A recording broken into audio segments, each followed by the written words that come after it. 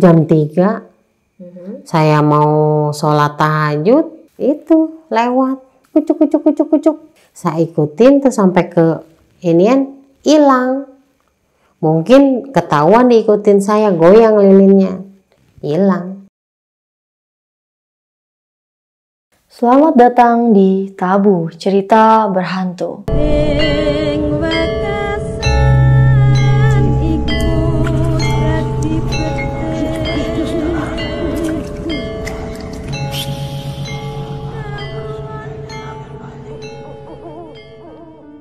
Pada malam hari ini, saya kedatangan narasumber yang mungkin kalian semua pasti mengenalinya. Selamat malam Bu Yanti. Malam. Kita alhamdulillah bisa mendatangkan Bu Yanti kembali yang akan menceritakan semua pengalaman horornya di Tabu. Bu Yanti, malam hari ini kita akan bahas apa? Bu Yanti akan bercerita apa? Saya mau membahas tentang pesugihan babi ngepet. Nah, babi ngepet yang sedang viral. Oke Bu Yanti, dipersilahkan.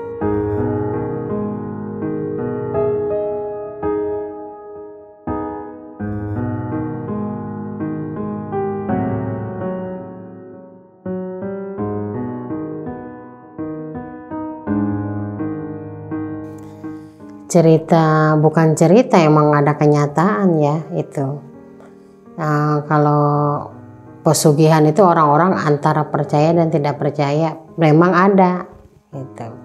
Ini pengalaman, ada, bukan pengalaman lagi, memang kenyataan. Dia punya anak tuh 4, susah, mau makan aja jarang ketemu nasi gitu, mau beli beras nggak punya duit, minjem tetangga cuma bisa ngomongin, katanya nyemohin dia doang, minjem duit nggak dipercaya. Nah, suatu saat dia putus asa, suaminya kerjanya serabutan. Nah, dari kerja serabutan itu ada yang ngasih tahu, kayaknya lagi banyak masalah ya, katanya. Iya betul, banyak, ini datangin aja ke sini ya, katanya, nanti kita ngobrol-ngobrol, katanya. Iya nanti saya ngobrol, katanya gitu. Nah, dengan suatu hari kepepet karena susah. Orang kalau karena susah pasti kepepet ya, nggak mungkin cari yang lama, pasti cari yang pintas, yang instan. Ya berangkatlah dia tuh, si bapak itu izin sama istrinya, ya gini-gini. Istrinya juga ngomong, ya nggak apa-apa Pak, katanya. Gimana, anak kita banyak, ngasih duit, utang kita banyak, minjem aja sama tetangga udah nggak ada yang ngasih, nggak ada yang percaya, katanya gitu. Berangkatlah tuh sang suami. Ada yang ngasih jalannya yaitu suruh jadi babi ngepet. Nah, caranya gimana Mbah, katanya gitu. Kamu harus sepakat dengan istri kamu. Ini harus sejalan dengan isi hati istri kamu, sama kamu juga harus sejalan. Kalau tidak sejalan nggak bakal bisa, katanya. Oh ya, caranya gimana? Datanglah nanti kamu ke suatu tempat. Nanti saya kasih tahu. Nanti di sana kamu kayak orang tapa gitu ya. Beberapa hari kayak orang tapa gitu. Pulang lagi tuh si sang suami tuh ke istrinya bilang begini, Bu, kita harus sepakat begini, ibu mau nggak ngejalaninnya, gitu. Namanya orang putus asa lagi susah, berangkatlah dia tuh berdua ke sana, nyamperin si bapak kuncen itu. Dikasih tahu sama bapak kuncen, nah kamu di sini tempatnya, tapakurnya di sini, kamu istilahnya kalau kata kita bersemedi ya gitu, di pohon kayu yang gede. Itu pohon kawin. Pohonnya itu ada 2. Ada 2 kawin lah gitu. Di situ emang banyak sisa-sisa dupa, kemenyan, segala apa tuh yang namanya bunga-bunga yang udah kering gitu kan, segala dupa apa di situ. Udah gitu ada tikar juga, ya tuh dikasih tahu lah sama bapaknya, nih kamu di sini berdua sama istri kamu cari ilham. Kalau kata orang Sunda mah itu cari ilham. Nah di situ berhari-hari dia di situ disediainlah sajen gitu apa. Akhirnya Karina ilham tuh beberapa hari dia di situ nggak makan nggak minum ya. Lapar, dalam keadaan lapar kan nggak boleh, makan aja minum aja nggak boleh, istilahnya kita pakor. Suatu saat ya udah berapa hari di situ dijemput lagi sama si bapak kakek tua itu, dijemput ke situ. Ayo udah katanya berangkat, ritual ceritanya di suatu tempat ada ritualnya. Nah udah gitu dalam keadaan ritual itu terus banyak tuh namanya apa, pisang. Ini diarahkannya ke sebuah pisang ya, pohon pisang itu ada yang udah matang banget sampai bagus tuh pisang ya, pikabitaeun cek Sunda tema pi uruyeun gitu. Ada lagi yang sedangnya mangkal, ada lagi yang masih pentil gitu, yang masih muda lah gitu. Terus kata Pak Kuncen, lapar ya katanya. Iya katanya lapar, kan beberapa hari nggak makan katanya, nggak minum. Tuh kan ada tuh katanya pisang, tebang aja, ditebang si pisang, makanlah dengan istri dengan suaminya. Saking lahapnya habislah dia satu sikat itu sisir ya, sikat disebut Sunda bahasa sikat. Udah setelah itu baru dia naik ke atas, ada ritual khusus, dibilangin kalau katanya memang kamu berjodoh mengambil pesugihan ini, kamu bakal naik, bakal kaya katanya gitu kata si bapak itunya. Tapi kamu harus sepakat antara suami dan istri. Kenapa dibilang harus sepakat suami dan? Karena suaminya yang menjalankan, mencari uang keluar, sang istri yang menunggui katanya. Apa yang ditungguin katanya? Kata si istrinya, ya itu ditungguin ya sajen, ditungguin katanya. Segala sesajen di situ ada, segala kemenyan, segala kembang, segala makanan jajanan pasar, segala kelapa hijau. Tapi di tengah-tengahnya ada baskom katanya. Baskom ada air, tapi ada lilin katanya. Itu untuk apa katanya, kan bertanya kan ya, itu untuk apa katanya. Ya untuk menandakan suami kamu di situ selamat atau tidak katanya. Kok bisa begitu? Iya karena begini, misalkan suami kamu keluar sedang mencari uang, ketahuan sama orang masyarakat suami kamu nih udah berbentuk babi mencari uang, tuh ketahuan, pasti dikejar-kejar suami kamu, itu menandakan lilinnya goyang katanya. Itu kamu jangan tidur, kalau tidur suami kamu ketangkap mati, dibunuh orang atau ditembak, dibacok katanya. Tiup lilinnya mati, pasti suami kamu menghilang. Oh katanya begitu. Iya kata si bapak itu bilang ke istrinya, ke kuncennya tersebut. Nah setelah itu bilang juga, ini nggak sembarangan kamu dikasih jubah, baju. Kalau kata kita mau baju untuk mencari uang, yaitu sarungnya untuk babi ngepet itu. Malah dia pun diberitahu seperti ini, kalau misalkan kamu kepepet, ketemu orang-orang, misalkan kamu membela diri, boleh sarungnya dibuka, boleh kok kamu katanya ngelawan, ngebunuh orang yang sedang mengejar kamu katanya, boleh digituin katanya, nekat kamu, kecuali kamu katanya dikejar sama orang banyak, istri kamu tidur pasti kamu ketangkap katanya. Dia bilang begitu. Terus gimana mbak katanya, ya udah cara uangnya seperti itu katanya gitu, dengan cara-cara wadal, ya nanti wadalnya ya orang yang dicintai, disayangi sama kamu katanya, pasti diambil katanya, pasti diambil katanya, itu keluarga kata dia gitu. Dan juga ada syarat yang harus dipantang. Kenapa dipantang? Tidak, kamu misalkan ketemu monyet, sejenis monyet, kamu nyari duit harus dibatalkan, tidak boleh, nggak boleh dia nyari duit seradang seruduk gitu kalau ketemu monyet. Pantangnya itu ketemu monyet tuh.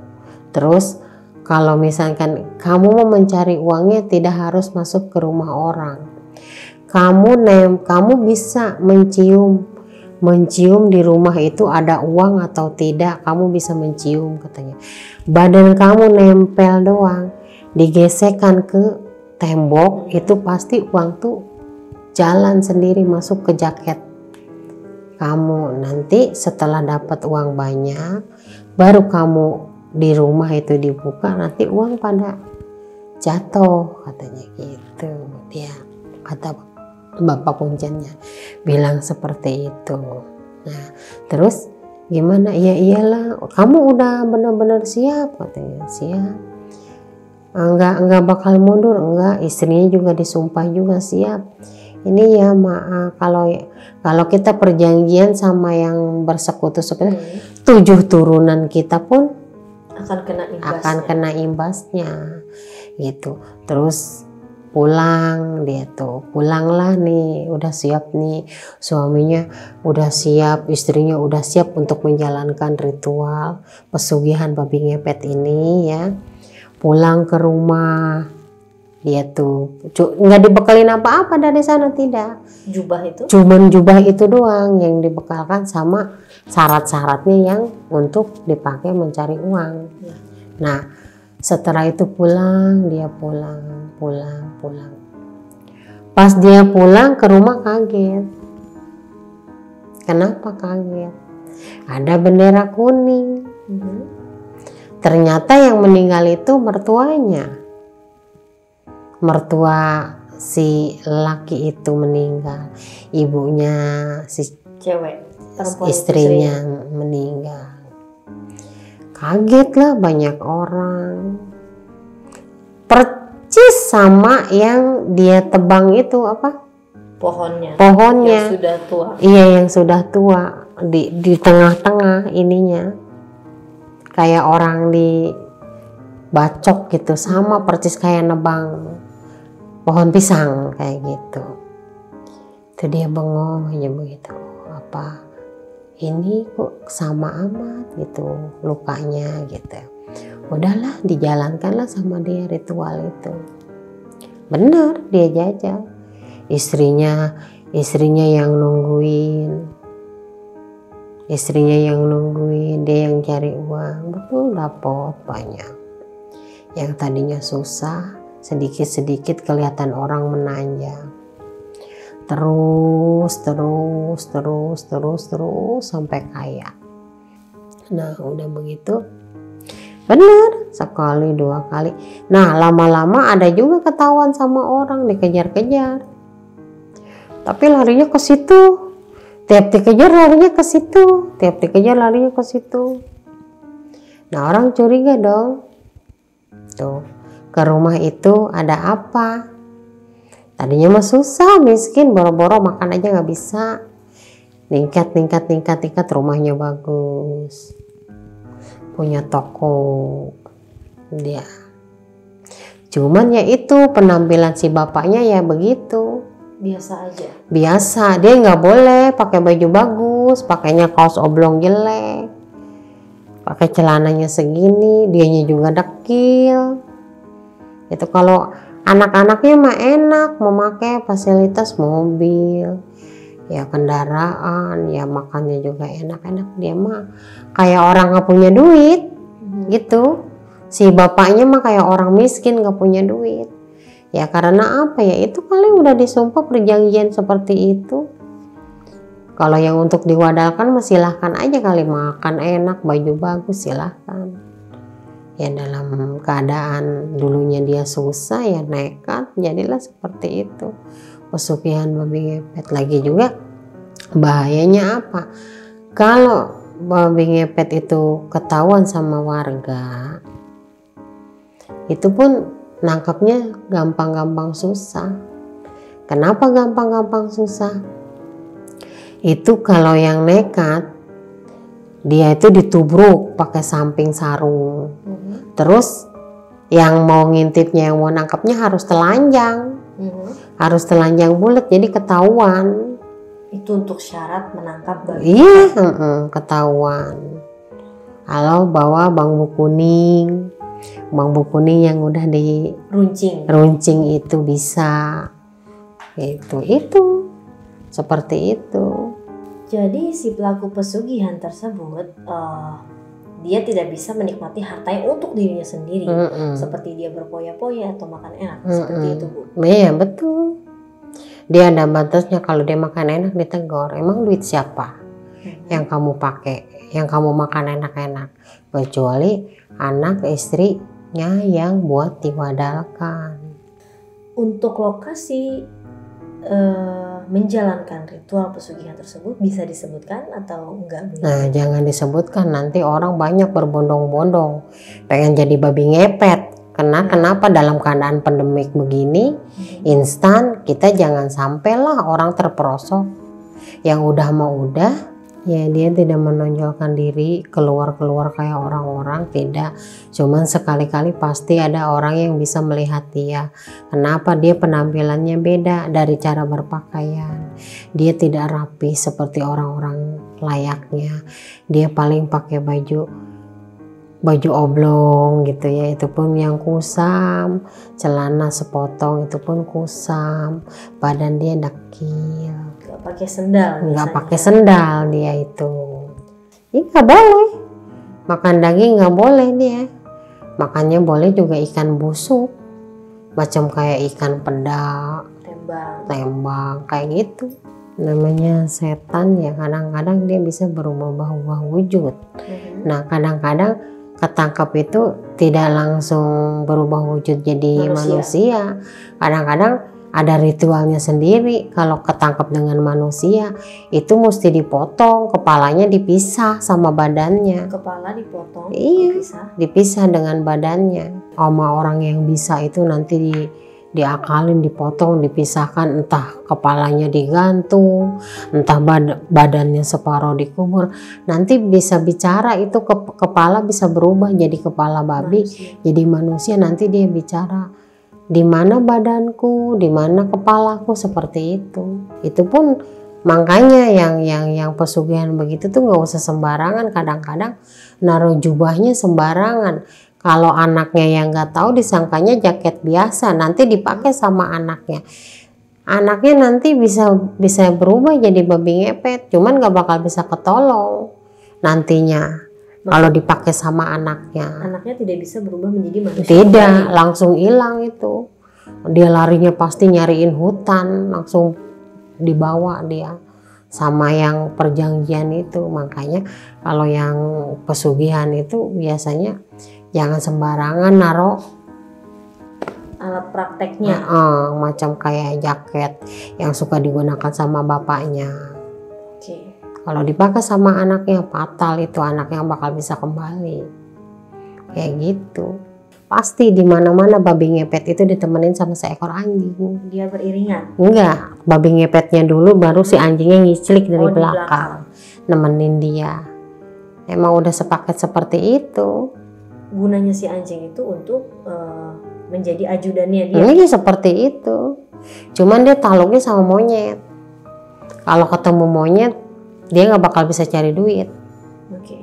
Bu Yanti sendiri pernah melihat babi ngepet? Pernah. Jam 3 saya mau sholat tahajud, saya ngecek ke depan pintu gerbang, itu lewat. Cuk. Dikirain mah kucing yang kelihat itu. Sama kucing saya. Ininya apa namanya tuh, bulunya. Nah, saya ikutin, ternyata bukan kucing, anjing, depannya babi ngepet. Saya ikutin tuh sampai ke inian, hilang. Mungkin ketahuan diikutin saya, goyang lilinnya, hilang. Karena saya ketemu. Itu biasanya dia keluar pada hari apa sih, Bu? Hari tertentu kah? Selasa, malam Sabtu, malam Jumat juga dia bisa. Tuh. Cuman ya kalau babi biasa sama babi seperti itu beda. Ada simaknya. Orang banyak yang kata, wah gua ketemu babi ngepet nih, gua mau pukul. Ternyata udah ngadepin babi ngepet mah nggak bisa mukul. Pasti tangannya begini aja karena mata dia tuh ada simaknya. Nyalah dia merah matanya. Dia kadang sayang sama anak ya. Karena tahu, tapi dia boleh mewadalkan orang lain. Kenapa? Tanda kutip mewadal itu uangnya nanti dia ada ritual khusus. Dia taruh di jalan, di perapatan. Nah, orang awam makan senang aja nemu duit. Wah, nemu uang. Namanya orang awam kan nggak tahu dibeliin makanan lah entah apa. Ya itulah yang diambil. Jadi si yang menemukan uang itu akan meninggal. Tapi kalau orangnya yang pintar, misalkan tuh si babi ngepet naruh uang tuh 1 gepok misalkan ya, ambil itu uang, dikukus berhari-hari, istilahnya dikukusan, mencek Sundan sama disepan. Itu si duit disepan, jangan dipakai dulu berhari-hari. Itu si uang, biarin aja, nggak usah dipakai. Nanti nggak bakal yang nemunya itu meninggal, uangnya bisa dipakai. Oke, karena itu mungkin beberapa orang saja yang ngerti. Kadang-kadang orang banyak yang mengerti, nemu duit nih. Uang langsung hilap nih membelikan ini. Nah, kalau yang ngambil wadal itu nggak bakal naruh uang sedikit di perapatan. Itu aja kisahnya. Udah ada kok, ada orangnya. Masih terdekat Bu Yanti. Mungkin pesan-pesan dari Bu Yanti yang ingin disampaikan? Oh iya, harus jangan suka tergiur dalam keadaan begini susah. Nyari rezeki yang instan, ya itu instan seperti itu, cuman resikonya ya seperti itu, makan wadal 7 turunan ya, menta-menta mah janganlah tergiur kepengen mencari pesugihan. Sama hanya memperingati aja, mendingan cari uang yang halal, hasil keringat sendiri, itu dimakannya pun nikmat. Neng Sherly. Baik Bu Yanti, sangat seru kalau dengerin Bu Yanti bercerita. Mungkin kita akan buat video selanjutnya kalau Bu Yantinya tidak capek. Bu Yanti, terima kasih sudah mau mampir dan bercerita di Tabu serta Rekam Media. Saya Sherly pamit undur diri, sampai jumpa di Tabu berikutnya.